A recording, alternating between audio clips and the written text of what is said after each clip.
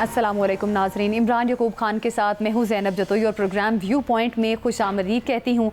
आज की अहम तरीन पेशरफ्त ईरान के सदर मसूद पेज़ेश्कियान की आला सतही वक्त के साथ पाकिस्तान आमद है। उन्हें मज़ार इकबाल पर हाज़िरी दी, उन्होंने गुलदस्ता रखा और फातह खानी भी की। ईरानी सदर की आज और कल आला पाकिस्तानी क़यादत से मुलाकातें होंगी, जिनमें आलमी, इलाकाई और दो तरफ़ा उमूर पर बातचीत की जाएगी। ईरानी सदर करार दे चुके हैं कि पाकिस्तान के साथ ज़मीनी, फ़ज़ाई और समंदरी रास्तों के ज़रिए तिजारत को बढ़ाना और दौरे की तरजीहात में शामिल है। आज प्रोग्राम के पहले सेगमेंट में ईरानी सदर के दौरे पाकिस्तान और पाकिस्तानी सियासत के हवाले से कुछ दूसरे उमूर पर बात होगी। प्रोग्राम के दूसरे सेगमेंट में ईरान को इसराइल और अमेरिका की जानिब से एक और हमले के खतरे के तनाजुर में ईरान की तैयारियों पर बात होगी और यमनी अफवाज की जानिब से इसराइल के बेन गोरियन एयरपोर्ट को मिसाइलों से निशाना बनाने के पस मंज़र में कारफरमा मकासिद का जायज़ा लिया जाएगा। प्रोग्राम के तीसरे सेगमेंट में अमेरिका और रूस के मबैन बढ़ती हुई कशीदगी, सदर ट्रंप की जानिब से रूस को यूक्रेन के साथ जंग ख़त्म करने के लिए दी गई नई डेडलाइन और रूस अमेरिका आला क़यादत के दरमियान गर्म बयानात के तबादले के बाद सदर ट्रंप की जानिब से अमेरिका की 2 एटमी आबदोज़ रूस के करीब तर मुतय्यन करने के फैसले को ज़ेरे गौर लाया जाएगा। नाज़रीन, इस मामले पर सबसे पहले बात करेंगे इमरान साहब से। इमरान साहब, बताइएगा, ईरानी सदर का दौरा पाकिस्तान किस तरह से देखते हैं, इसकी अहमियत और क्या अफादियत है पाकिस्तान के लिए? पाक ईरान ताल्लुकात को नई जहत मिलेगी? बिस्मिल्लाहिर्रहमानिर्रहीम। ज़ैनब, सबसे पहले तो आपको वेलकम कहता हूँ, आपने GNN ज्वाइन किया। अब आते हैं ईरानी प्रेसिडेंट के दौरे पे। तो देखिए, ईरान के जो सदर आए हैं यहाँ पे, ये दौरा हर लिहाज से नहायत अहमियत का हामिल है। दोनों ममालिक जो हैं वो दोनों कहते हैं जी मुस्लिम बरादर ममालिक हैं, दोनों हमसाया मुल्क हैं, सब कुछ है। लेकिन इससे अहम भी ये है कि इस वक्त पूरी दुनिया में जो हालात हैं और ख़ास तौर पे इस खित्ते के जो हालात हैं, उसमें आपको याद होगा कि जब स्पेशल फील्ड मार्शल हमारे गए थे जनरल आसिम मुनीर अमेरिका के दौरे पे, तो प्रेसिडेंट ट्रंप ने उस वक्त भी ये बात की थी कि पाकिस्तान खित्ते में बहुत अहम किरदार अदा कर सकता है। तो मैं ये समझता हूँ कि इस वक्त ईरानी सदर के साथ ये मामलात भी डिस्कस होंगे और शायद पाकिस्तान अब इस पोजीशन में है कि वाकई ही अमेरिका और ईरान के दरमियान जो कशीदगी है उस हवाले से भी अपना कोई अहम किरदार और बेहतर किरदार अदा कर सके। और फिर जिस तरह के आप ये देखें कि चीन के साथ जो पाकिस्तान के ताल्लुकात हैं, ईरान के साथ भी बेहतर हो जाएं, तुर्की के साथ हैं, तो आज़रबाईजान और ये अफ़गानिस्तान वाला मामला है, ये सारी चीज़ों को अगर आप देखें तो इस खित्ते में तरक्की का एक नया सफ़र शुरू हो सकता है। बिल्कुल खित्ते में तरक्की का एक नया सफ़र शुरू होता हुआ दिखाई दे रहा है। इसी मामले पे बात करेंगे। इख्तियार वली खान, कोऑर्डिनेटर वज़ीर आज़म है, हमारे साथ मौजूद हैं। बहुत शुक्रिया इख्तियार वली खान साहब आपके वक्त का। ईरानी सदर का दौरा पाकिस्तान नहायत ही अहमियत का हामिल है, किस तरह से देख रहे हैं आप इस दौरे को? बिस्मिल्लाहिर्रहमानिर्रहीम, बहुत शुक्रिया। देखें, सबसे पहले तो ईरान के सदर का पाकिस्तान का आना जो है ये बहुत मुबारक है, बहुत खुशाइंद है। सबसे पहले तो आपको मैं याद दिला दूं कि जब इजराइल ने हमला किया था ईरान पर और फिर पाकिस्तान ने जिस तरह ईरान का साथ दिया और फिर पूरी दुनिया में जितने हमारे सफारती ताल्लुकात थे हमने उनके हक में इस्तेमाल किए और फिर वहाँ की पार्लियामेंट ने दिल दिल पाकिस्तान और जान जान पाकिस्तान के नारे लगाए, पाकिस्तान जिंदाबाद, पाकिस्तान लव यू के नारे लगे। तो मेरे ख्याल में वो एक बड़ा ही तारीखी लम्हा है और ये वज़ीर आज़म शहबाज शरीफ साहब की हुकूमत का एक बहुत बड़ा कारनामा है कि इंडिया और हमेशा ईरान और हमारे ताल्लुकात में आड़े आता था और हमारे ताल्लुकात को कभी उसने पनपने नहीं दिया। लेकिन ये एक ऐसा मौका था जिसमें पाकिस्तान ने अपने सफारती ताल्लुकात इस्तेमाल करते हुए, अपना असर रसूख इस्तेमाल करते हुए बिरादर इस्लामी मुल्क को वो अपने करीब ले आए हैं। और आज ईरान आपके साथ तिजारती मुआहिदों के लिए पाकिस्तान चल कर आया है और वो आज आपके साथ मुआहिदे साइन कर रहे हैं कि पाकिस्तान में वो तेल और गैस के अलावा और बहुत सारे जो मामलात हैं और इन्वेस्टमेंट है उसमें आपके साथ मुआहिदे करने जा रहा है। तो मेरे ख्याल में इस पर जितना भी फ़ख्र किया जा सके, ये पाकिस्तानियों के लिए एक मुबारक दिन है, मुबारकबाद का दिन है। मेरे ख्याल में वो जो काले बादल पाकिस्तान पर कुछ चंद साल पहले छा गए थे 2018 के इलेक्शन के बाद, कि दिखाया कुछ गया था ऑनलाइन शॉपिंग की तरह और फिर डब्बे में बंद, जब घर में होम डिलीवरी आई तो खोलने के बाद पता चला कि इसमें तो कुछ और ही पड़ा हुआ है। आज वो बादल छट चुके हैं। अच्छा, पाकिस्तान जिसको तनहा कर दिया गया था। इख्तियार वली खान साहब, बादल तो छट गए, लेकिन आप खुद बड़ा जिक्र करते थे चाचा रिचर्ड का, तो अब तो बात उससे बढ़ गई है। अब तो बानी पीटीआई के जो बेटे हैं कासिम खान, उन्होंने तो ये कह दिया कि उनके वालिद के मामले में अमेरिकी सदर डोनाल्ड ट्रंप ही कोई फ़र्क डाल सकते हैं। तो आपके ख्याल में क्या प्रेसिडेंट ट्रंप इसमें अपना कोई किरदार अदा करेंगे या माजी की तरह, क्योंकि जब ट्रंप जीते थे उस वक्त भी पीटीआई को उनसे बड़ी उम्मीदें वाबस्ता थी, लेकिन हुआ तो कुछ नहीं। इमरान याकूब साहब, हम जब कभी आपस में लड़के हुआ करते थे ना, कॉलेज में, स्कूल में स्टूडेंट थे, तो हम पैसे इकट्ठे करके हम खाना खाते थे, तो सब दोस्त उसको अमेरिकन सिस्टम कहते थे। उसका मतलब ये होता है कि there are no free lunches in America. हर बंदा अपने हिस्से का हिस्सा डालेगा। करेक्ट। अमेरिका से ये जो पाकिस्तान तहरीक इंसाफ या इमरान खान ने, उसका जो पॉलिटिकल पोल था वह बिल्कुल खाली हो चुका था 4.25 साल की हुकूमत करने के बाद, क्योंकि वो डिलीवर नहीं कर सके अकॉर्डिंग टू जो उन्होंने अपने नारे लगाए थे या वो उन्होंने अपना मैनिफेस्टो दिया था। उसके बाद जब उनकी हुकूमत खत्म हो गई, उन्होंने 2 पॉपुलर नारे लगाए। उसकी वजह से उन्होंने अपनी थोड़ी मकबूलियत काफी सारी बढ़ा ली थी, और ये 2 नारे पाकिस्तान में पॉपुलिस्ट सियासत के लिए बड़े जल्दी बिक जाते हैं और बड़ा जल्दी ये लोग इसको बाय कर लेते हैं। एक जो उसके पास एंटी अमेरिकन स्लोगन लगाया था, आपको याद होगा, वो कहते थे कि अमेरिकी गुलामी नामंजूर। क्यों, हम कोई गुलाम है? Absolutely not. के स्टिकर आपने भी गाड़ियों पे देखे होंगे, लाहौर में, कराची में, इस्लामाबाद में, हर जगह दिखाई देते थे। आजकल वो दिखाई नहीं देते।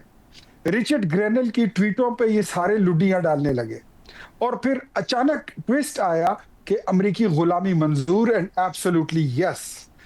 उस पे मोहर लगा दिए कासिम और सुलेमान ने अमेरिका जाकर, और वहां पर उनको ये शायद बताया गया था कि आप अमेरिका जाएंगे तो वहां पर 5-6 सेनेटर आपके राइट खड़े होंगे, 5-6 आपके लेफ्ट खड़े होंगे, 8-10 आपके पीछे खड़े होंगे, और आप प्रेस कॉन्फ्रेंस करेंगे, मीडिया टॉक करेंगे, और अमेरिकन कांग्रेस के जो है सेनेटर्स वो आपके साथ इस तरह सर हिलाते रहेंगे, और आप जो बोलेंगे उसको ठीक कहेंगे। नहीं, इस तरह का कुछ नहीं। यानी अगर इसको आसान कर ले तो आपके ख्याल में अब पीटीआई को या इमरान खान को प्रेसिडेंट ट्रंप की तरफ से एब्सोल्युटली नॉट कहा जाएगा?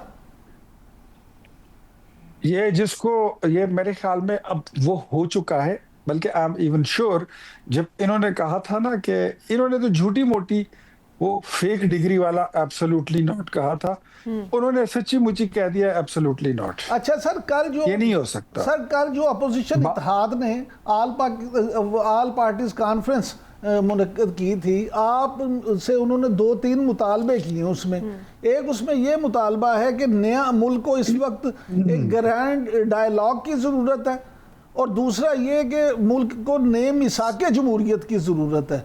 तो अब तो ये दोनों चीज़ें आप हमेशा कहते रहे हैं, तो अब आप क्या इन मुज़ाकरात के लिए तैयार हैं, या अब भी कोई हुकूमत की तरफ से बारना होगा? बिल्कुल तैयार है इमरान याकूब साहब। हमारी तरफ से आप ये बिल्कुल ये बात चला दें कि हमें उनकी ये पेशकश कबूल है।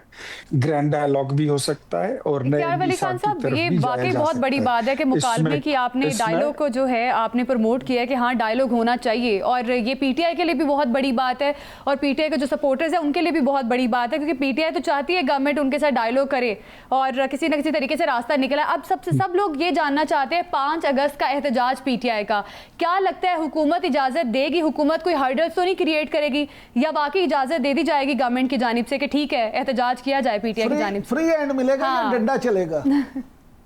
मैडम जतोई, ये देखिए, एक तो आधी आयत जब भी पढ़ेंगे ना उसका तर्जुमा भी आधा होता है, फिर लोगों को समझ में नहीं आता।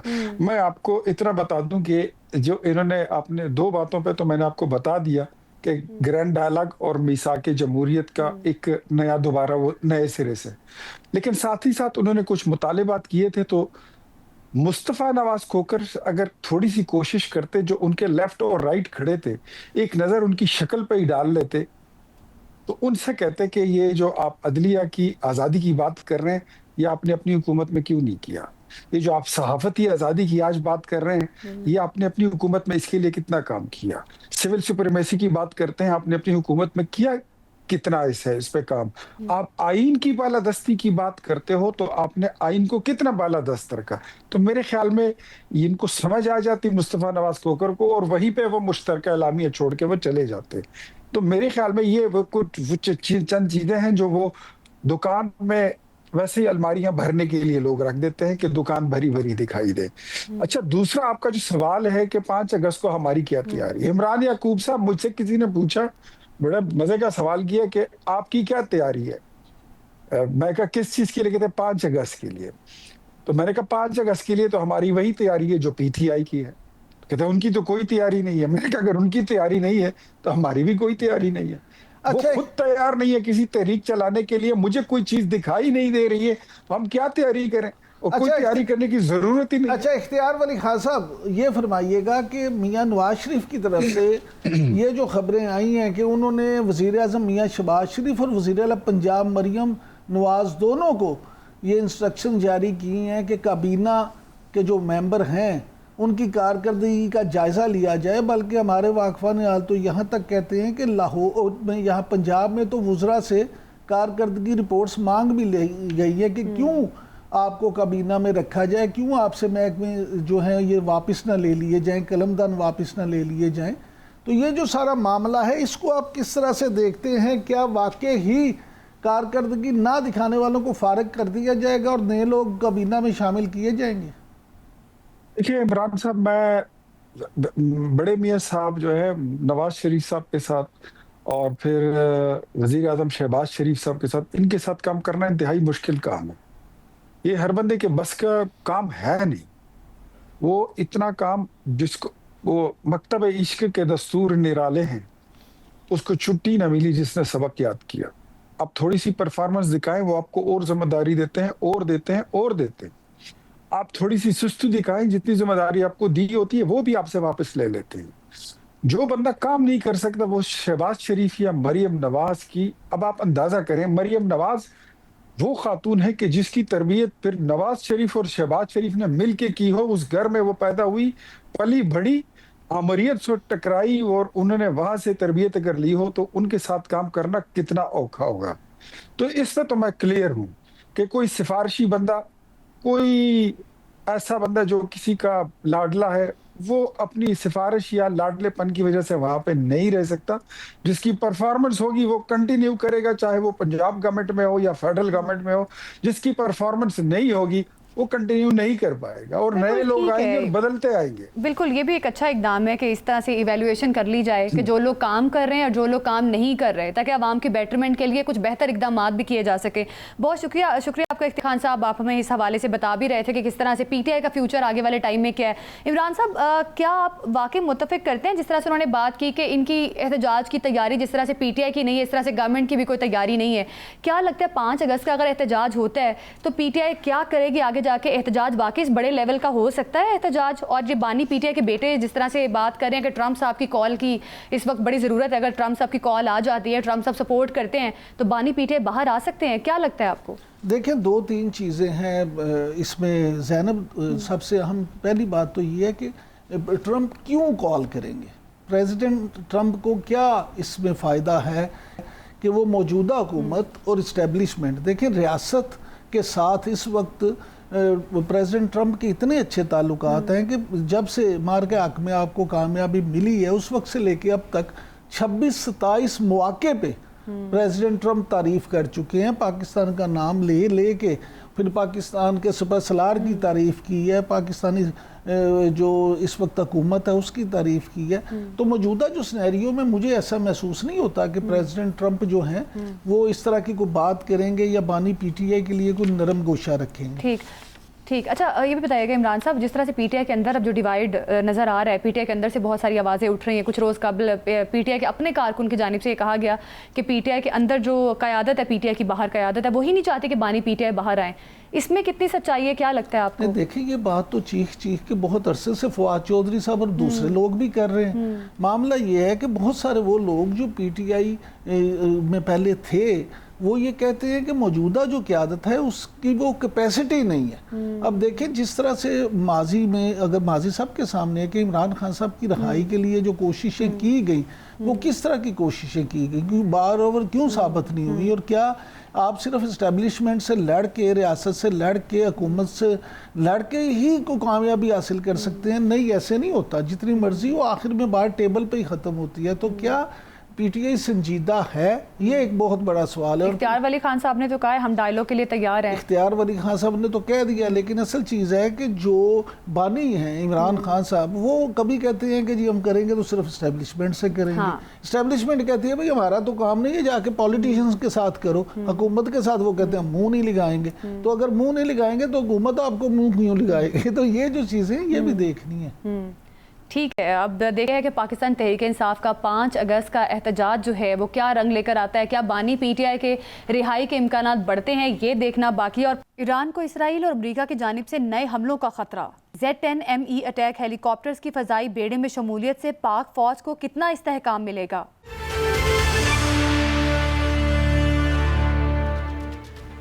वेलकम बैक नाजरीन। ईरानी सदर मसूद पेज़ेश्कियान और ईरानी वज़ीर ख़ारिजा का दौरा पाकिस्तान जो है वो नहायत ही इम्पॉर्टेंट है, और इम्पॉर्टेंट इस वजह से है कि इस पर अब पाकिस्तान की जानिब से मुख्तलिफ़ पहलुओं पर बात की जाएगी। मशरक़ वस्ता में जारी सूरत हाल और आलमी इशूज़ पर बात की जाएगी, और यकीनी तौर पर दोनों बरादर ममालिक के लिए ये नहायत अहम है और इसकी क्या सिग्निफिकेंस है। इस पर बात करने के लिए हमारे साथ मौजूद हैं ब्रिगेडियर रिटायर्ड मसूद अहमद ख़ान, जो कि दिफाई तज्ज़िया कार भी हैं। सर बहुत शुक्रिया आपके वक्त का। बताइएगा, ईरानी सदर मसूद पेज़ेश्कियान और वज़ीर ख़ारिजा अब्बास अराग़ची का दौरा पाकिस्तान है, और ईरानी सदर बनने के बाद ये पाकिस्तान का सबसे पहला दौरा है, पहली दफ़ा वो पाकिस्तान आए हैं। क्या लगता है कितना इंपॉर्टेंट है आलमी इशूज़ के तनाजुर में ये दौरा, और दोनों ममालिक की जो बॉन्डिंग है इससे कितनी मजबूत होगी? सिफारती लिहाज से पाकिस्तान कितनी तरक्की कर सकता है आगे जाके, किस तरह से देखते हैं आप? जी हाँ, बहुत शुक्रिया। देखें, बड़ा इंपॉर्टेंट दौरा है, और ईरान भी वैसे इंपॉर्टेंट मुल्क है। ईरान के पास 4th लार्जेस्ट ऑयल रिजर्व्स हैं, इसके बाद 2nd लार्जेस्ट गैस रिजर्व्स हैं, साइज में बड़ा मुल्क है। और इसके अलावा आप देख लें कि इनकी एक बड़ी ग्रेट सिविलाइजेशन है। 1979 के बाद इस्लामिक रिपब्लिक बना, और इसके बाद देखें जब हम देखते हैं तो पाकिस्तान और ईरान के जब ताल्लुकात की बात करते हैं, 909 किलोमीटर का बॉर्डर है बिटवीन ईरान एंड पाकिस्तान, और इसको पाकिस्तान ने भी फेंसिंग कर दी है, ईरान भी उस पर एक दीवार बना रहा है। और पाकिस्तान और इनके दरमियान ईरान की इसलिए भी एक इम्पोर्टेंस है कि Iran was the first country जिसने पाकिस्तान को तस्लीम किया था, पाकिस्तान 14 अगस्त 1947 को। सो वो भी हमारा एक बॉन्ड इनके साथ बनता है। फिर एक पर्शियन लैंग्वेज की वजह से भी एक हमारा लिंक बनता है, जो दरबार की लैंग्वेज भी रही है, यहाँ पाकिस्तान में भी पढ़ाई गई है। अब अभी ये इम्पोर्टेंस इसलिए भी है कि पास में जो एक इम्पोर्टेंट डेवलपमेंट हुई थी, that was a gas pipeline between Pakistan and Iran. 2012 में ये स्टार्ट हुई। अनफॉर्चुनेटली जब सैंक्शंस लग गए तो उसके बाद से ये प्रोजेक्ट हमारा हो नहीं सका। तो दैट वाज वन थिंग। और फिर इसके बाद हमने रिसेंटली देखा कि हमने एक बॉर्डर मार्केट्स का इंट्रोडक्शन करवाई है पेशीन और मन के एरिया में, और फिर इसके बाद बार्टर सिस्टम का कंसेप्ट भी लेके आ रहे हैं ताकि हम इनकरेज कर रहे हैं वो लोगों को हो। और लेकिन एक इम्पॉर्टेंट चीज़ जो दरमियान में एक इशू बना रहा, that was the security issue between the two countries, और ख़ास तौर पर टेररिज्म के पॉइंट ऑफ व्यू से जब सेंचुरीज की बात कर रहे हैं, जब हाइड आउट्स की बात कर रहे हैं, तो वो हमारा भी कंसर्न था। स्पेशली सिस्तान बलोचिस्तान से हमने देखा पास में BLA, फितौर हिंदुस्तान का BLA भी वहाँ से ऑपरेट करता है, BLF वाले भी करते हैं। कुलभूषण यादव भी चाबहार में था और वहीं से ये आता जाता रहा है। सो ईरान रियलाइज कर लिया है रिसेंटली, जब इनका ये इजराइल के साथ 12 दिन की जंग हुई है, उसमें बहुत सारे Indians basically they were working for Israeli Mossad के लिए, तो अब रियलाइजेशन है। फिर ऊपर से देखे पाकिस्तान का जो स्टैंड रहा है थ्रू आउट, एक तो पाकिस्तान ने इजराइल को भी कंडेम किया था, इवन अमेरिका को हमने कंडेम किया जब वो स्ट्राइक्स हुए और नेतान्स पे हुआ था। ब्रिगेडियर साहब, सर ये फरमाइएगा, ये सारी चीज़ें जो आपने बताई बिलाशुबा इसकी तो बहुत अहमियत है, लेकिन ईरान जिन मामलात में इस वक्त फंसा हुआ है उसमें आपको पता है रिसेंटली जैसे आपने खुद जिक्र किया कि जो इसराइल ने और फिर अमेरिका ने वहाँ अटैक भी किए, तो ये फरमाइएगा कि अब तो रूस ने जो S-400 एयर डिफेंस सिस्टम दे दिया उसको, एक तो उससे ईरानी डिफेंस को कितना मजबूती मिलेगी, और दूसरा ये फरमाइएगा कि जिस तरह से JF Thunder 17 का इतना माशाल्लाह दुनिया में इस वक्त दौरा है, तो क्या इस दौरे में ये भी बात हो सकती है कि पाकिस्तान से ईरान वो फाइटर जेट भी मांगे कि आप हमें वो दें ताकि हम अपना एयर डिफेंस मजीद मजबूत बना सकें? जी हाँ, देखिए पॉसिबिलिटीज तो सारे हैं, लेकिन since Iran at present US के सैंक्शंस भी है, यूनाइटेड नेशन सिक्योरिटी काउंसिल के भी सैंक्शंस भी हैं, सो देयरफॉर ना आप तिजारत कर सकते हैं, ना दे सकते हैं, ना ले सकते हैं, तो वो वाली एक आपके लिए ऊपर एक मसला है। लेकिन इसके बावजूद देखें बाकी जो फैक्टर्स है जहाँ पे उन्होंने बात की है कि प्रेसिडेंट मसूद ने उन्होंने कहा कि जी हम एक कनेक्टिविटी चाहते हैं with China through Karakoram highway, इसका मतलब है वो सी पैक में ज्वाइन करेंगे, सी पैक में शामिल होंगे, ऑलरेडी वो BRI का हिस्सा बन चुके हैं। सो ये एक बहुत बड़ी डेवलपमेंट है, अगर वो इस तरह आते हैं तो बहुत ज्यादा से उसका एक इम्पैक्ट होगा। इसके अलावा उन्होंने ये भी कहा कि ट्रेड जो है $10 बिलियन पे हम लेके जाएंगे, तो उससे भी बड़ा फर्क पड़ेगा। और आपको याद होगा कि अभी जो बात हुई है, मार्को रूबियो ने बात की या स्टेट डिपार्टमेंट ने जो एक स्टेटमेंट दी थी कि जिसमें पाकिस्तान के किरदार की बात की गई थी एज ए मीडिएटर के तौर पे, सो वो between it was Pakistan, Iran और अमेरिका में वो एक मीडिएशन करवाना चाह रहा था। सो पाकिस्तान की उस तरफ भी एक इम्पोर्टेंस है।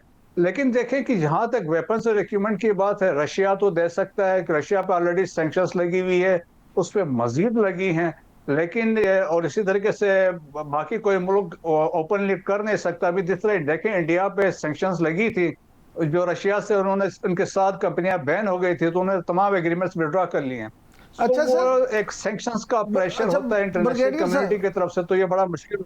ब्रिगेडियर साहब ये फरमाइएगा कि फील्ड मार्शल ने मुल्तान गैरिसन में जो पाकिस्तान आर्मी एविएशन में Z10ME हेलीकॉप्टर की शमूलियत जो वहाँ पे हुई है उस तकरीब में भी शिरकत की है, तो एक तरफ इंडिया अपाची हेलीकॉप्टर ले रहा है, दूसरी तरफ हमें ये मिल गए हैं Z10ME, तो आप क्या समझते हैं कि इससे ताकत का तवाज़न जो है वो किस तरह से होगा, क्योंकि बाज़ लोगों के ख्याल में ये अपाची से बेहतर है? यहाँ देखें मेरा एक तो ये है कि ये जो आपने जिस हेलीकॉप्टर्स की बात की, चाइना में इसको चांग ही कहते हैं, और ये पहली दफा 2024 में लास्ट ईयर इनको मंजर आम पे चाइना लेके आया जब सिंगापुर में एक एयर शो हुआ था। और Pakistan is the first country जो जिसको ये जहाज मिले हैं। तो इससे देखें इस जहाज में फायदे इसलिए भी कि एक तो स्टेट ऑफ आर्ट ये जहाज है, एडवांस रेडार्स लगे हुए हैं, ये मिसाइल इस पे फायर हो तो हिट्स ये डिटेक्ट कर जाता है, और इसके बाद ऑल वेदर है, और इसके बाद वो कटिंग एज टेक्नोलॉजी की बात हो रही है।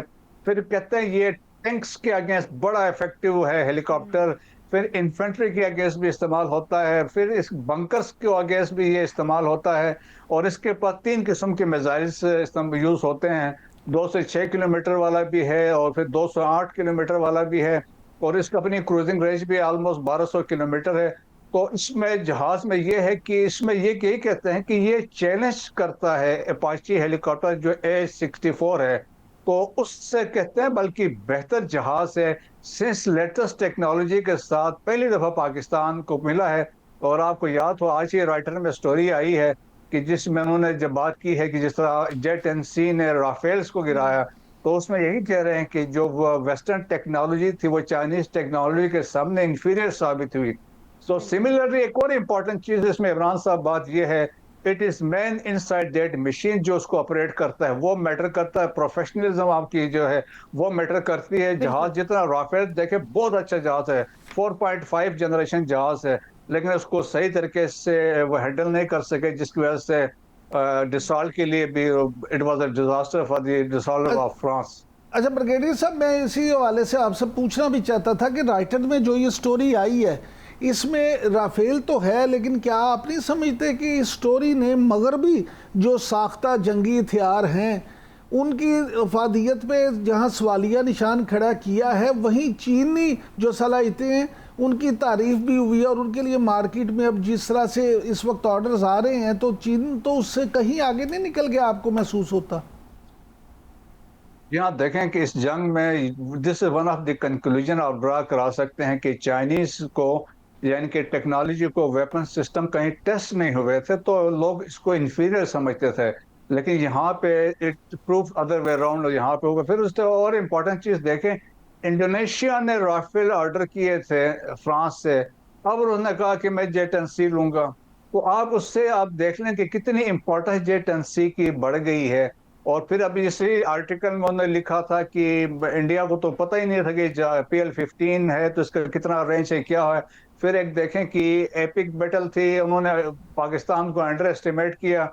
और लेकिन जिस तरीके से पाकिस्तान ने, देखिए इसमें कंसेप्ट था इलेक्ट्रोमैग्नेटिक स्पेक्ट्रम या मल्टी डोमेन ऑपरेशन में जिस तरीके से ऑपरेट करते हैं, जिस तरह पाकिस्तान ने ये स्ट्रेटेजी यूज की है या सिनर्जी क्रिएट की है कि ग्राउंड में रेडार्स आपके एवाक्स से ऊपर जो हवा में उड़ रहे थे और उनका राब्ता जेट-एंड-सी के साथ था। और वो बताते हैं जेट-एंड-सी के जो जिस तरह लिखा जाता है कि वो उनके रेडार्स ऑफ थे तो वो डिटेक्ट हो नहीं रहे थे। सो एक बहुत जबरदस्त किस्म का कंसेप्ट था। और एयर चीफ जो सिद्धू साहब थे वो तो कमांड सेंटर में वहीं पे बैठे हुए थे और वहीं से चीजें कंट्रोल कर रहे थे। सिंसेरिटी, प्रोफेशनलिज्म है पाकिस्तान आर्म्ड फोर्सेस का, पाकिस्तान की एयर फोर्स का। और अकॉर्डिंगली उन्होंने सबने डिलीवर किया, चाहे पाकिस्तान आर्मी थी जो फतेह 1 फतेह 2 था, या LOC हमारी परफॉर्मेंस थी, या हमारी एयर फोर्स थी, या नेवी हमारी रेडी हालत में थी अरेबियन सी में। ठीक। अच्छा मसूद खान साहब, एक और चीज़ पे आपका कमेंट चाहते हैं। जिस तरह से ईरान ने S-400 को टेस्ट किया है, अभी एक खदशा या शुबा जाहिर किया जा रहा है ईरानी मिलिट्री क़यादत की जानिब से भी, ईरानी वज़ारत ख़ारजा की जानिब से भी ये शुबा जाहिर किया जा रहा है कि शायद अमेरिका और इसराइल ईरान पर दोबारा हमला करेगा। क्या लगता है आपको, क्या कर सकता है इसराइल या अमेरिका दोबारा ईरान पर हमला? उसमें वो पॉसिबिलिटी उन्होंने कहा है, प्रेसिडेंट ट्रम्प ने भी यही कहा है कि हमने ये पॉसिबिलिटी रूल आउट नहीं करेंगे। अगर वो रीस्टार्ट करते हैं इसको इनरिचमेंट ऑफ यूरेनियम, उस केस में हमला होगा। इसराइल ने भी यही कहा है और अमेरिका ने भी यही कहा है। देखें S-400 जो है उसके लिए रिएक्शन टाइम की बात है। आजकल जिस तरह टेक्नोलॉजी वेपन सिस्टम आया है तो मुश्किलात इसमें आ सकती हैं। तो मेरा ख्याल में कि मुश्किल हालात हो सकते हैं। तो द ओनली थिंग इज कि पाकिस्तान भी मीडिएट कर सकता है और जिसमें हो सकता है कोई फ्यूचर में ईरान और अमेरिका के दरमियान एक अंडरस्टैंडिंग हो जाए, एक डील हो जाए। और जिसमें देखें उसके ऊपर इंटरेस्टिंगली चाइना का भी प्रेशर है ईरान पे और रशिया का भी प्रेशर है कि आप न्यूक्लियर बम न बनाएं। और वो कहते हैं पीसफुल पर्पसेस के लिए आप यूज कर सकते हैं। अमेरिका कहता है पीसफुल पर्पसेस भी नहीं होंगे। सो ये एक है, देखें गेम ऐसी है कि इसमें हर एक का इंटरेस्ट है। लेकिन होपफुली जिस तरीके से ईरान ने थोड़ी सी रिलैक्सेशन या एक दिखाई, फ्लेक्सिबिलिटी दिखाई है कि उन्होंने कहा कि इंटरनेशनल एटॉमिक एनर्जी एजेंसी को दे विल अलाउ कि वहाँ के इंस्पेक्शन कर सकते हैं। ठीक। ये भी बताइएगा मसूद साहब, यमन की पोजीशन आप किस तरह से देख रहे हैं? जिस तरह से यमन ने मुसल्लह अफवाज ने गुज़श्ता रात फ़लस्तीन 2 नामी हाइपरसोनिक बैलिस्टिक मिसाइल के ज़रिए बेन गोरियन एयरपोर्ट को कामयाबी से निशाना बनाया है और जिसके नतीजे में 40 लाख से ज़ायद से होनी जो फ़ौजी थे, हमलावर थे, वो पनागाहों में उन्हें छुपना पड़ा। अब ये जिस तरह से यमन की जानिब से प्रेशर क्रिएट किया जा रहा है इसराइल पर, क्या लगता है इसका आगे जाके फ्यूचर में क्या फ़ायदा हो सकता है और क्या वाकई ही प्रेशर क्रिएट होगा इससे इसराइल पर? एक ही अभी जो ईरानियन हम जिसको हम कह सकते हैं प्रॉक्सी है, ये हुतीस है या अंसारुल्लाह है, ये अभी तक इंटैक्ट है। ऑल्दो इस पे बड़ी स्ट्राइक्स की हैं, इजराइल ने भी की है और इसके साथ अमेरिकन ने भी की है। लेकिन इनकी पोजीशन बड़ी आप समझ लें स्ट्रेटेजिक है। बेसिकली रेड सी को, बाबुल मंदब को ये बेसिकली कंट्रोल कर रहे हैं और कमर्शियल शिपिंग को ये मॉनिटर कर सकते हैं। और हमने रिसेंट पास में देखा है उधर उन्होंने स्ट्राइक्स भी की हैं। और इनके पास जो मिसाइल हैं बेसिकली ये भी ईरान के दिए हुए मिसाइल है, खुद तो ये बना नहीं सकते हैं। लेकिन एक अमेरिकन प्रेसिडेंट ट्रम्प ने भी कहा है कि बहुत ये बहादुर किस्म के लोग हैं और बड़े एडमेंट है। लेकिन इनके अभी हालात ऐसे हैं कि यमन आप खुद देख लें कि at present is divided between 2 groups इसको रूल कर रहे हैं। साउथ में एक्चुअल जो हुकूमत है अदन वाली साइड पे, जिसको एक्चुअल यूनाइटेड नेशन रिकग्नाइज करती है। नॉर्थ में यह सना वाली साइड पे है, इसमें होतीस बैठे हुए हैं। सो अंदर से भी डिवाइडेड है। So this is the only proxy जो अभी इंटैक्ट है। तो यकीनन अभी आप देखेंगे कि इजराइल की भी कोशिश होगी, अमेरिका की भी कोशिश करेंगे कि इसको वीक करें, इसको जितना वो डैमेज कर सकते हैं करें, क्योंकि उनको थ्रेट जिस तरह आपने बात की है इजराइल के, जितने स्ट्राइक्स हमने पास में भी देखे हैं यमन के बड़े इफेक्टिव साबित हुए हैं। लेकिन देखें इनकी फिर एक लिमिटेशन होगी कि एट टाइम वो भी आएगा जब इनके पास वो स्टॉक खत्म हो जाएगा तो इनके लिए मुश्किलात फिर बढ़ सकती हैं। अच्छा मसूद साहब, ये भी बताएगा, अभी तक जिस तरह से बताया जा रहा है, आप बात भी कर रहे थे कि कहीं ना कहीं इम्पैक्ट तो पड़ेगा इस चीज़ का इसराइल के ऊपर भी।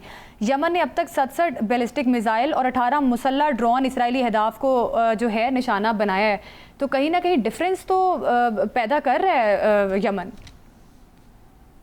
जी हाँ, बिल्कुल। देखें, इसका इम्पैक्ट तो यही होता है ना, जब आप खौफ क्रिएट करते हैं, फियर क्रिएट करते हैं, पैनिक क्रिएट करते हैं, और आप जाके एक भी जाके हिट करता है, आउट ऑफ 10 में से एक हिट करता है। इवन जो उसकी डिबरी गिरती है, अगर आपने उसको थ्रू आयरन डोम के जरिए या डेविड स्लिंग के जरिए आपने हिट किया है, तो उसका इम्पैक्ट तो फिर भी पड़ता है, विद इन द कंट्री है।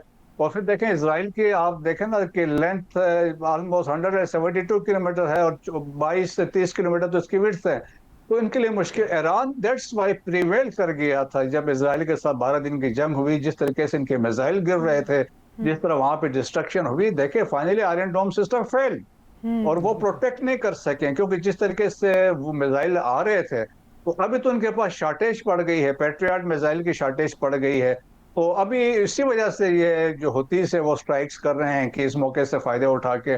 सो इसराइल के लिए भी मुश्किलात हैं आगे फ्यूचर में। और जिस तरीके से मजालिम हो रहे हैं गजा में, हमने देखा वहाँ पे डेथ बाय जो स्टारवेशन है और जिस तरीके से जेनोसाइड वहाँ पे हो रहा है। लेकिन एक अच्छी बात यह है कि इंटरनेशनल कम्युनिटी में हमने देखे कि बहुत अच्छी अवेयरनेस आ रही है, बहुत सारे ममालिक इनको रिकग्नाइज कर रहे हैं। वेस्ट में खास तौर पर मैंने जिस तरह आपने भी देखा है कि प्रोटेस्ट बहुत हो रहे हैं इन द फेवर ऑफ गजन्स, और प्रेसिडेंट ट्रम्प ने भी कहा कि वो भी उनको भी परेशानी है जिस तरीके से वहाँ पे सिस्टम चल रहा है। ब्रिगेडियर रिटायर्ड मसूद अहमद खान साहब हमारे साथ मौजूद थे और हमें बता रहे थे कि आगे जाके डायनामिक्स क्या बन सकती हैं और आगे जाके पाकिस्तान ईरान ताल्लुकात जो हैं वो किस तरह से आगे पाकिस्तान को बुलंदी की तरफ भी लेके जा सकते हैं। बहुत शुक्रिया आपका ब्रिगेडियर साहब, आपने हमें वक्त दिया। इमरान साहब, अब जिस तरह से हमने देखा कि ईरान अपनी दिफाई पोजीशन को मजबूत कर रहा है, S-400 को टेस्ट किया गया, रशिया के साथ उनके ताल्लुकात जो हैं वो बेहतरी की तरफ जा रहे हैं, क्या लगता है आपको कि ईरान और पाकिस्तान के ताल्लुकात तो एक बड़ी इंपॉर्टेंस रखते हैं, लेकिन क्या लगता है कि क्या अमेरिका या इसराइल दोबारा ईरान पर हमलावर हो सकता है? देखिए, ये तो एक ऐसी बात है जिससे आप फौरी तौर पे इनकार नहीं कर सकते, बिल्कुल हो सकते हैं। लेकिन मैं यहाँ आपसे ये अर्ज करूँ कि ये जो दौरा है ईरानी प्रेसिडेंट का, जैसे मैंने पहले भी जिक्र किया, इसको आप सिर्फ इस तनाज़र में ना देखेंगे ये बड़ा दोनों मुल्कों के लिए खुश सगाली है, दोनों मुल्क बरादर मुल्क हैं और ये अब 10 बिलियन डॉलर तक इसकी जो है वो तिजारत चली जाएगी।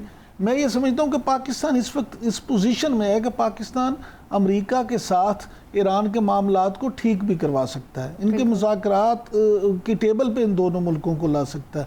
और आपको याद होगा कि जब पहले भी ईरान पे हमला हुआ है तो उसमें भी पाकिस्तान ईरान के साथ खड़ा था और पाकिस्तान ने इस मामले में बड़ा अहम किरदार अदा किया था।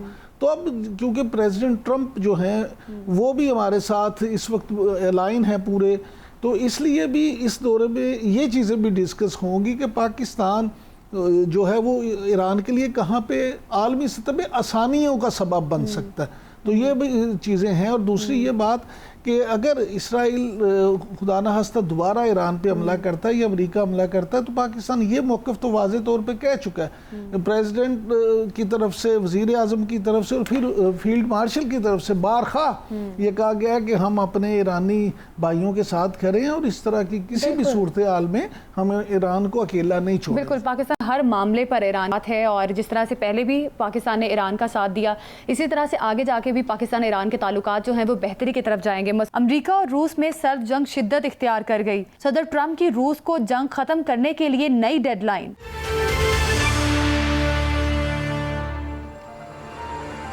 वेलकम बैक नाजरीन। अमेरिका और रशिया के दरमियान मामलात जो हैं वो कशीदगी की तरफ बढ़ते हुए नज़र आ रहे हैं। अमेरिकी सदर डोनाल्ड ट्रंप की जानिब से 8 अगस्त की डेडलाइन दी गई है रशिया को कि वो यूक्रेन के साथ जंग बंदी की तरफ आमादा हो जाए। और ऐसे में देखना ये है कि सदर ट्रंप की जानिब से जो धमकी लगाई गई है कि इजाफी टैरिफ वरना रशिया पर आयद किए जाएंगे, इसको किस तरह से देखा जाता है, इस पर बात करने के लिए हमारे साथ मौजूद हैं डॉक्टर जमील, साबिक सफ़ीर हैं। डॉक्टर जमील साहब, बहुत शुक्रिया आपके वक्त का। किस तरह से देखते हैं अमेरिकी सदर डोनाल्ड ट्रंप ने 8 अगस्त की डेडलाइन दी है, इससे कबल 50 दिन की डेडलाइन दी गई और अब रशिया को कहा गया है कि जंग बंदी की जाए 8 अगस्त तक। क्या लगता है रशिया इस चीज़ को सीरियस लेगा या कोई नया जंग का महाज खुलता हुआ दिखाई दे रहा है आपको? न सिर्फ ये बल्कि रशिया के सामने उन्होंने सबमरीन जो न्यूक्लियर प्रोपेल्ड और ये जो जौहरी कुव्वत से लैस सबमरीन्स भी उस तरफ भेज दी है डोनाल्ड ट्रंप ने। लेकिन ये डोनाल्ड ट्रंप का एक अंदाज़ है, ज़ाहिर है दो न्यूक्लियर ताकतें हैं, वो इस अंदाज से कोई हरकत करेंगी जिससे कि उनका आपस में आमना सामना हो जाए। लेकिन हाँ, ये अलबत्ता है कि बड़े आसार मिल रहे थे शुरू में कि ये यूक्रेन और रशिया की जंग उसमें ये इख्तिताम को पहुंच जाएगी। अब रशिया ने कुछ अहदाफ उसके महसूस होता है रहते हैं, जो 8 तारीख तक वो अपने अहदाफ पूरे करने की कोशिश करेगा। इससे मेरी मुराद ये है कि जो टेरिटरीज वो चाहता है कि टोटल उसको अपने साथ एनेक्स कर ले या मज़ीद उस पर काबिज हो जाए, तो वो करने के बाद रशिया को कोई एतराज़ नहीं होगा। और रशिया को अगर अमेरिका ये गारंटी दे देता है, यूएस ये गारंटी दे देता है कि नेटो फोर्सेस, शुरू से रशिया यही कह रहा है, रशिया की कोई बहुत बड़ी डिमांड नहीं है कि मुझे ये गारंटी दी जाए जो कि 1992-90 में दी थी आप लोगों ने कि नेटो हमारे नज़दीक नहीं आएगी, हमारे दहलीज पर नहीं आएगी, क्योंकि उससे हमारी नेशनल सिक्योरिटी को ख़तरा है। और यूक्रेन में दाखिल होने का मकसद, नेटो का आने का और सपोर्ट करने का मकसद यही था कि रशिया के नज़दीक पहुंच जाए। रशिया कभी नहीं चाहेगा कि नेटो उसके बिल्कुल दहलीज पर आके बैठ जाए। तो वो अगर उसको गारंटी पहले से मिल जाती है, और जो महसूस होता है इंडिया यही है कि उसको डोनाल्ड ट्रंप की तरफ से ये गारंटी मिल जाएगी, तो 8 अगस्त को ही बईद नहीं कि बिल्कुल वाकई में जंग इस पे ख़त्म हो सकती है। और मैं बहुत पहले से कहता आ रहा हूँ, गलबन आपके चैनल पे भी मैंने जिक्र किया है कि रशिया और यूक्रेन के दरमियान जब भी जंग ख़त्म होगी रशियन के टर्म्स एंड कंडीशन पर। डॉक्टर साहब, आपने ये बात पहले भी हमारे प्रोग्राम में भी की थी, लेकिन इस वक्त कुछ माहिरीन ऐसे हैं, कुछ तज्जियाकार ऐसे हैं कि जिनका ये मानना है कि यूक्रेन और रूस की जंग अमेरिका और रूस को एक दफ़ा फिर ऐसे मुकाम पे ले आई है कि ऐसा महसूस होता है कि शायद दोनों ममालिक में एक दफ़ा फिर वो सर्द जंग शुरू हो जाए, जो पिछले कुछ अरसे से ऐसा महसूस होता था कि ख़त्म हो चुकी है। आप क्या समझते हैं, क्या इस तरह का ख़तरा मौजूद है? इस सर्द जंग तो जारी रह सकती है, चाहे वो ट्रेड के हवाले से हो, चाहे वो अपने अलाइंस के हवाले से हो मुख्तलिफ ममालिक के साथ, वो तो जारी रह सकती है। लेकिन अगर ये तनाज़ा हल हो जाए, इसको मैं कंपेयर करके बताऊंगा ना, जो ओबामा का वक्त था या जो उससे पहले बुश का वक्त था, उसमें रशिया के साथ वो बायलैटरल रिलेशंस अमेरिका के नहीं रहे। लेकिन पिछली मरतबा जब डोनाल्ड ट्रंप 18 में जब आए पावर में, तो उस वक्त उनके टर्म्स रशिया के साथ बेहतर थे। और इस मरतबा भी जब से वो आए हैं, रशिया की तरफ उनका काफ़ी एक माइल रहे हैं कि उनसे रिलेशंस रशिया के ठीक रहे। और दूसरा इसका रुख ये है कि डोनाल्ड ट्रंप चाहते हैं कि वो जाने जाएं, वो पहचाने जाएं दुनिया में कि उन्होंने जंगें ख़त्म कराई हैं। गाज़ा की बात बाद में कर सकते हैं इस हवाले से, लेकिन यूक्रेन की बात हो गई, ईरान की बात हो गई, पाकिस्तान इंडिया की बात हो गई, तो वो उस लिहाज से चाहते हैं कि उनको दुनिया और ख़ास तौर पे नोबेल प्राइज़ के हवाले से भी, नोबेल प्राइज़ तो खैर मिल ही जाएगा अगर ये तमाम चीज़ें हो गई तो लेकिन उसके अलावा वो चाहते हैं कि दुनिया उनको याद रखे। और पिछली मरतबा भी जब आए तो उन्होंने कोई जंग अपनी तरफ से शुरू नहीं की। इस चीज़ को अगर जहन में रखते हुए हम इस चीज़ का तजिया कर लें कि सर्द जंग होती रहे, उससे कोई फ़र्क नहीं पड़ता, लेकिन यह है कि आमना सामना न्यूक्लियर ताकतों का ना हो सकता है।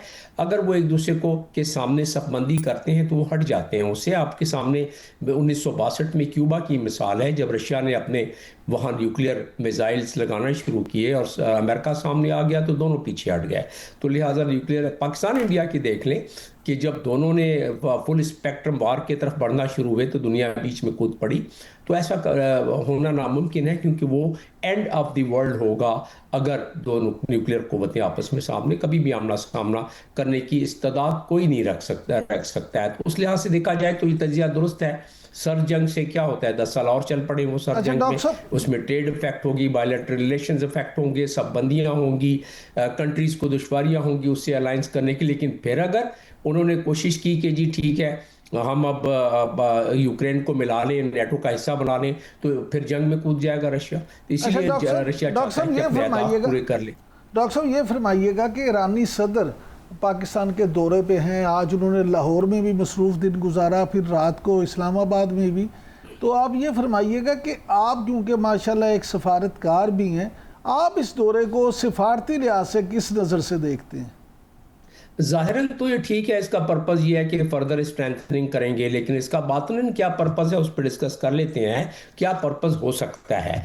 पहले तो ये ज़ाहिरन बात तो ये है कि बायलैटरल रिलेशंस हमारे, ट्रेड हो गया, कनेक्टिविटी हो गई, एनर्जी हो गया, एग्रीकल्चर हो गया, ये चीज़ें फॉरेन ऑफिस बताता है। और पीपल टू पीपल कांटेक्ट हमारा जो पहले से भी हम कोशिश करते रहे। इकोनॉमिक कोऑपरेशन, क्योंकि अभी इकोनॉमिक कोऑपरेशन ईरान का एक ज़ाहिर है उसकी हमसे ज़्यादा बेहतर जीडीपी, उसको 413 बिलियन की जीडीपी है, जब उसकी आबादी सिर्फ 92 मिलियन के करीब है, जबकि पाकिस्तान की सिर्फ 411 है और उसकी आबादी 255 मिलियन आबादी है लोगों की। और इसी तरीके से पर कैपिटा इनकम हमसे वो 4 गुना ज़्यादा है ईरान, हम उससे कम है। तो ईरान, अभी हम ईरान के साथ ट्रेड तो कर सकते हैं और वो फ़ायदे में ही रह सकता है हमारे, और कर भी रहे हैं।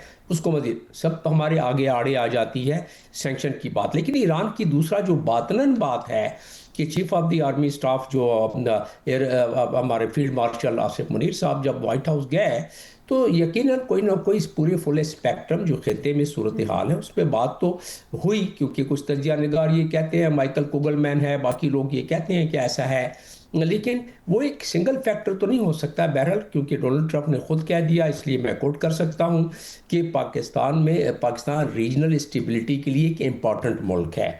और ये दुरुस्त है कि पाकिस्तान ने जो अपनी कुव्वत, जो अपनी सलाहियत और जो अपनी कैपेसिटी दिखलाई इंडिया के साथ, तो पाकिस्तान ने इस बात को साबित कर दिया कि पाकिस्तान इस रीजन में एक ऐसी फोर्स है जिसको कि रिकग्नाइज करना पड़ेगा।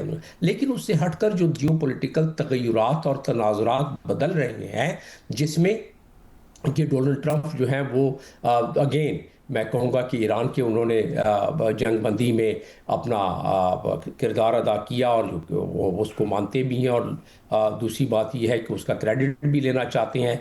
लेकिन ईरान के साथ जो पाकिस्तान की एक हम आहंगी है पीपल टू पीपल लेवल पर, उस लिहाज से देखा जाए तो अमेरिका यकीनन हमारे सिपाही सालार हो गया या हमारे फॉरेन मिनिस्टर हो गए या प्राइम मिनिस्टर हो गए, ख़ास तौर पर सिपाही सालार हमारे, उनकी उस पर काफ़ी उससे वो इस खित्ते की स्टेबिलिटी में, मिसाल के तौर पर अगर मजीद भी अभी न्यूक्लियर एकॉर्ड में दोबारा लाने के लिए बात अगर हो सकती है, तो यहाँ मेरी वो मामला शुरू हो जाता है जो आपने सवाल किया कि वो जो बातनन बात है कि प्रेसिडेंट आए हुए हैं ईरान के, भी हमारे पास लाहौर में और इस्लामाबाद कल जा रहे हैं, तो उसमें यकीनन ये गुफ्तगू हुई होगी कि देखिए अगर न्यूक्लियर रिकॉर्ड में आप यानी कि सुप्रीम लीडर भी चाहते हैं कि जो उन्होंने बयानात दिए हैं कि हम एटमी जौहरी क़ुव्वत नहीं बनना चाहते हैं, तो अगर आपको उसी टर्म्स एंड तो एक नेगोशिएटर का रोल पाकिस्तान का, एक स्टेबलाइजर का रोल पाकिस्तान का, उस लिहाज से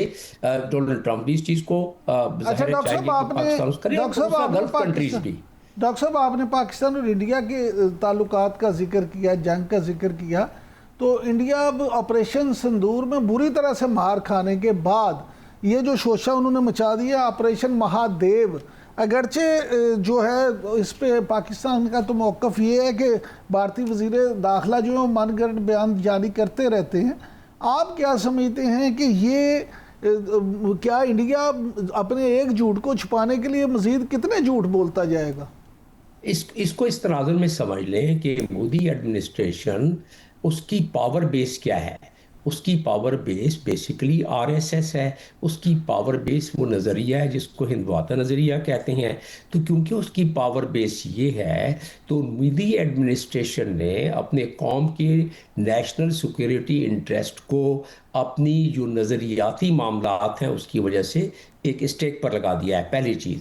दूसरी बात के महादेव ऑपरेशन मोदी अपने एडमिनिस्ट्रेशन और ख़ास तौर पर लीडरशिप बीजेपी की, जो कि दरअसल प्रोपेल हुई है, जो ताकत हासिल करती है आरएसएस से, तो वो बेसिकली चाहती है कि अपने कौम को, जो नज़रियाती बुनियाद पर है, जो शिद्दत पसंदी बुनियाद पर खड़ी है, वो चाहती है कि बताए कि नहीं नहीं नहीं, ये जो हमें शिकस्त हुई है, या वो तो खैर नहीं मानते, लेकिन ये है कि हम पाकिस्तान को दोबारा पाकिस्तान से हम जंग लड़ेंगे।